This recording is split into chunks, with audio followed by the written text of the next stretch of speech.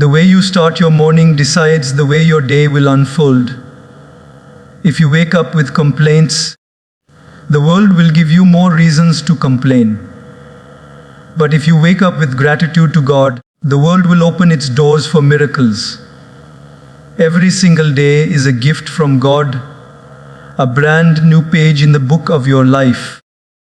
But here's the question: are you beginning your day like a warrior ready for battle, or like someone dragging the weight of yesterday into today? If you want to live like a legend, you must start your morning with the energy, clarity, and blessings that only God can give. It's not about coffee, it's not about social media, it's about connecting your mind and heart to the divine before you connect to the world. As my friends, let me share something powerful with you. The very first thing you think about in the morning is like the seed you plant for the entire day. If you plant the seed of worry, your mind will grow weeds of anxiety. If you plant the seed of anger, your day will grow thorns of irritation.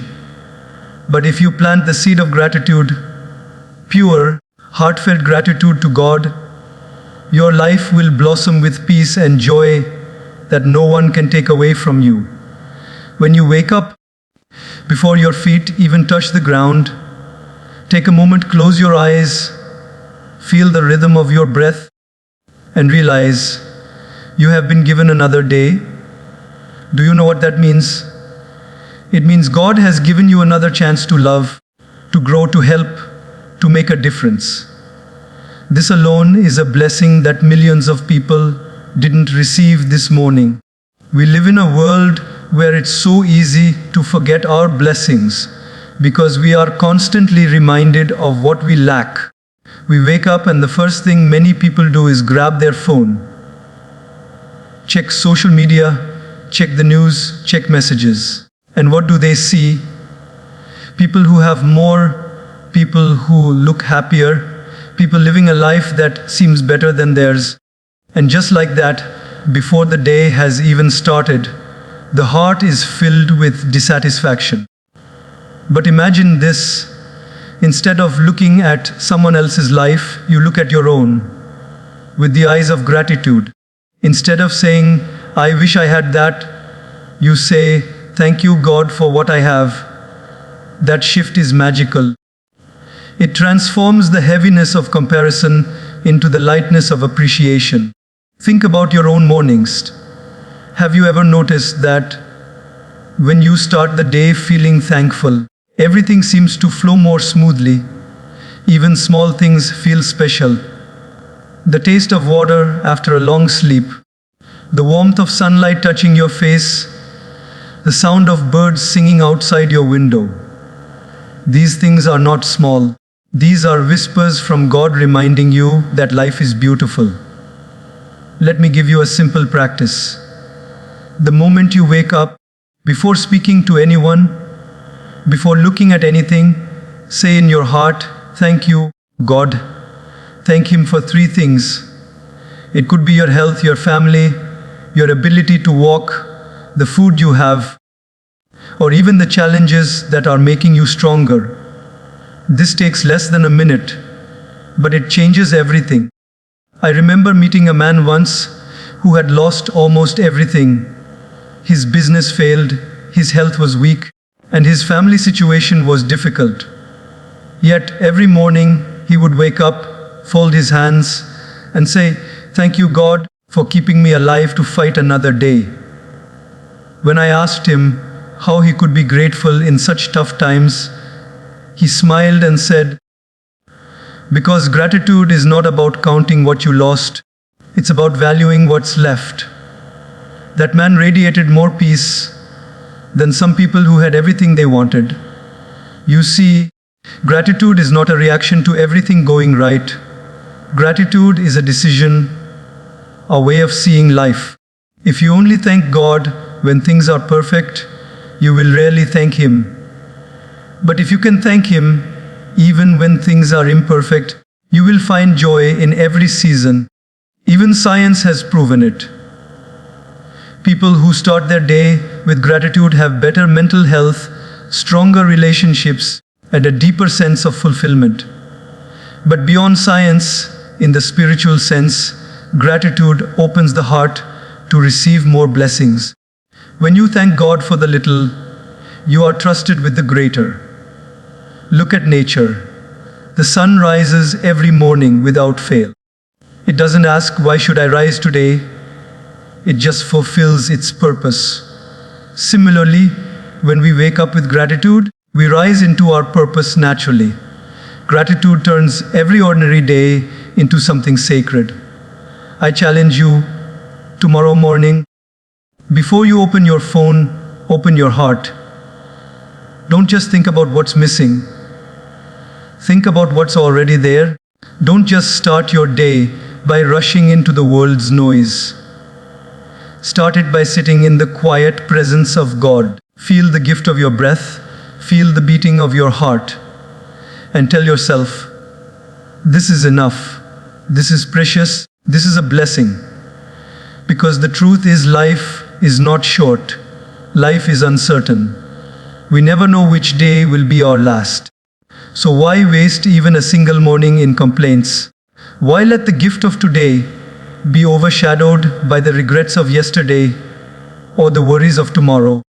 When you start your morning with gratitude to God, you train your mind to focus on abundance instead of lack. And when your mind is in that state, you naturally attract more reasons to be grateful. Your relationships improve because you stop taking people for granted. Your work improves because you approach it with energy instead of resentment. And your spiritual connection deepens because you remember the source from which all blessings flow. So tomorrow morning, don't just wake up, rise up. Rise up with the thought, I am blessed, I am grateful. God is with me. And carry that feeling through your entire day. Because a day started with gratitude doesn't just make you happier, it makes you unstoppable. Sif, my friends, let me ask you something very simple. What's the first thing you feed every morning? Your stomach or your mind? Most of us wake up and our first meal is not food, it's noise. It's the endless stream of notifications, messages, emails, and news. Before we've even said good morning to our own soul, we've already said good morning to the world's chaos. We have fed our minds with worry, comparison, and distraction before we've even given our bodies a glass of water. But here's the truth. Your mind is the control center of your life. If your mind is calm, focused, and clear, you can face anything. If your mind is restless, scattered, and distracted, even the smallest challenge will feel overwhelming. That's why the first thing you feed in the morning should be your mind, not your phone, not the news, not even your to-do list, your mind. Think of it like this. Imagine you have a beautiful garden. If you start your day throwing garbage into it, what will grow? Rotten plants, foul smell, weeds everywhere. But if you start your day watering it, giving it sunlight and planting seeds, what will grow? Beauty, freshness, life. Your mind is that garden. Every morning, you decide what you throw into it. And what is the best nourishment for the mind? Wisdom, reflection, silence, connection with God. Before you feed your body breakfast, feed your mind truth. This could be reading a page of a sacred text, sitting in meditation, reciting a prayer, or simply being still and remembering the presence of the divine. When you do this, you are programming your mind to operate from peace, not panic. Let me share a real life example.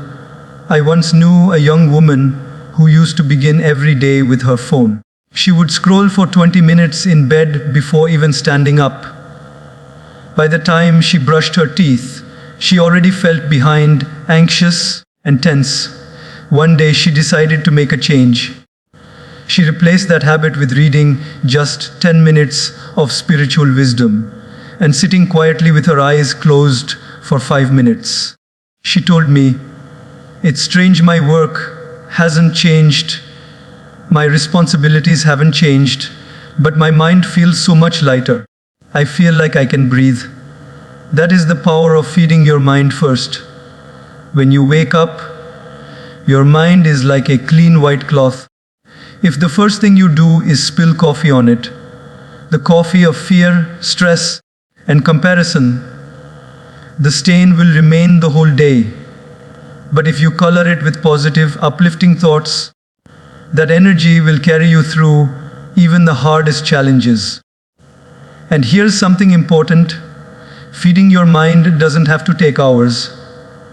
Even 5 focused minutes of reflection, prayer, or reading can completely change your mood and mental clarity.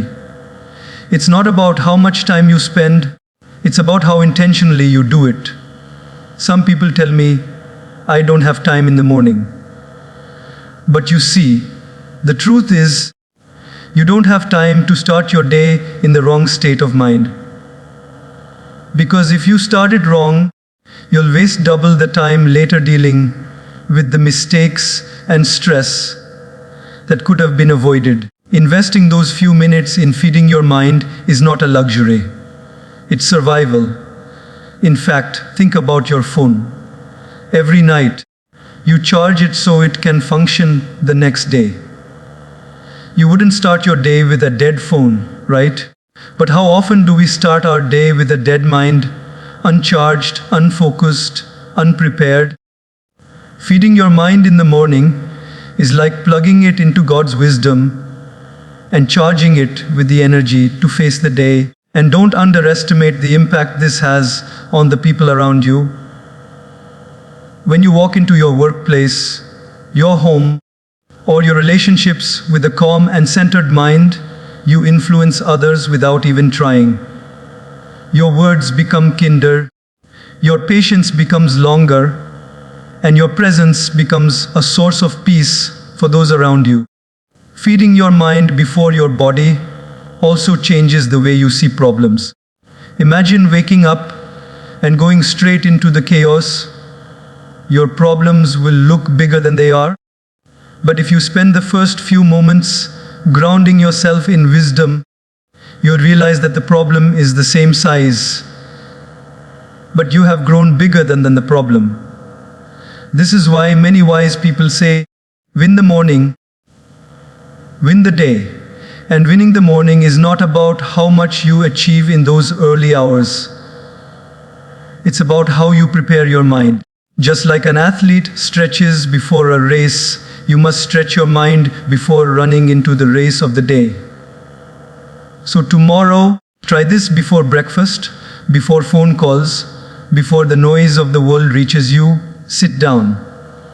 Close your eyes. Take a deep breath. Think of 3 things you are grateful for. Say a short prayer or affirmation. Read a few lines of wisdom, and let those words sink deep into your heart. Even if you have only 5 minutes, give your mind the first taste of the day, and let it be something nourishing. Because the truth is, you can eat the healthiest breakfast in the world, but if your mind is poisoned with stress and negativity, your whole day will still feel heavy, and you can face the busiest, most chaotic schedule. But if your mind is nourished with peace and clarity, you will carry the strength of God within you, and nothing can shake you. Feed your mind before your body, and watch how your mornings transform from rushed and restless to grounded and powerful. Because the greatest breakfast for your life is not what's on your plate, it's what's in your heart and mind. That's safe. My friends, let me share a secret. Most people wake up and let life happen to them. They react to whatever comes, good, bad, or messy. But people who live with purpose don't just let the day decide for them. They decide for the day. And the way they do this is by setting an intention. An intention is like a compass. It tells you where to go. Without it, you might still move, You might still work hard, but you could be going in circles. And a God-aligned intention is even more powerful. Because it's not just about what you want, it's about what will make you grow, serve, and live in harmony with the higher purpose God has given you. You see, there is a big difference between goals and intentions. A goal is about what you want to achieve.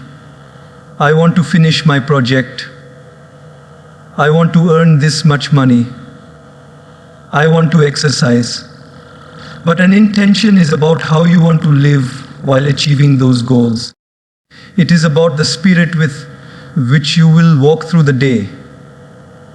For example, you might have a goal to finish your work, but your intention could be, I will do my work today with patience, honesty, and focus, offering my best to God.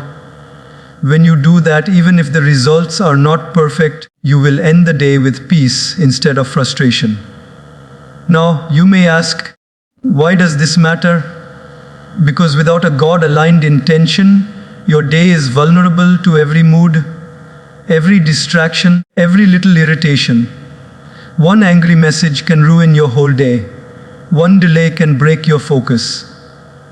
But when you wake up and decide, today I will be kind, or today I will serve others, or today I will stay calm no matter what happens, you are already prepared for whatever the day throws at you. Let me give you an example. Imagine two people stuck in traffic on the way to work. The first one has no clear intention for the day.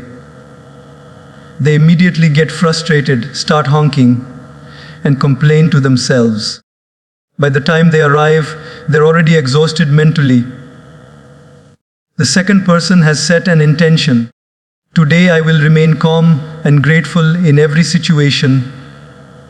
When they get stuck in traffic, they breathe deeply, maybe listen to uplifting words, maybe use the time to remember God. Same situation, completely different experience. That is the power of an intention. It doesn't always change your circumstances, but it changes you in the circumstances. And when your intention is aligned with God, something amazing happens. Your actions are guided by wisdom, not ego. You stop asking only, what will I get? And start asking, how can I serve? How can I grow? How can I reflect God's light today? One of the simplest ways to set a God-aligned intention is to ask yourself a question every morning. If this was my last day, how would I live it? Because one day, that question will not be hypothetical. And if you keep that truth in mind, you will naturally choose intentions that are meaningful. To love more, forgive more, be present more, complain less. I once met a man who told me that he writes down his daily intention on a small piece of paper every morning. One day it might be, today I will listen without interrupting. Another day it might be, today I will speak only what uplifts. He keeps that paper in his pocket, and whenever he feels stressed, he touches it and reminds himself of his purpose. He told me, this little habit has saved me from so many arguments and regrets. You don't have to write it down if you don't want to, but you do have to choose it consciously. And it doesn't have to be complicated. A powerful intention could be just one line, I will respond with love. I will focus on solutions, not problems. I will remember God in every task. The point is, your mind needs direction. Without it, it will wander. And a wandering mind will get lost in the noise of the day. But a mind with intention walks with confidence, even through uncertainty. And here's something important. Your intention must be bigger than your comfort. If your intention is just to have an easy day, you'll get frustrated the moment life gets hard. But if your intention is, I will grow stronger no matter what comes, then every challenge will feel like a stepping stone instead of a roadblock. Also, Don't think setting an intention is only for calm, slow mornings. Even if you wake up late, even if you're already rushing, you can take just 30 seconds to close your eyes and say, God, guide my actions and thoughts today. Let me live this day in alignment with your will. That small pause can change the way you carry yourself through everything that follows. Remember, intentions are like seeds. If you plant the seed of anger, you will harvest stress. If you plant the seed of kindness, you will harvest joy. And if you plant the seed of a God-aligned purpose, you will harvest peace that nothing in this world can take from you. So tomorrow morning, as soon as you wake up, ask yourself, what do I want my energy to be today? What do I want to give to the world today? How do I want to walk in God's presence today? And then commit to that. Carry it with you. Let it shape your decisions, your tone of voice, your patience, your focus. Because a day without intention is like sailing without a destination. You'll just drift.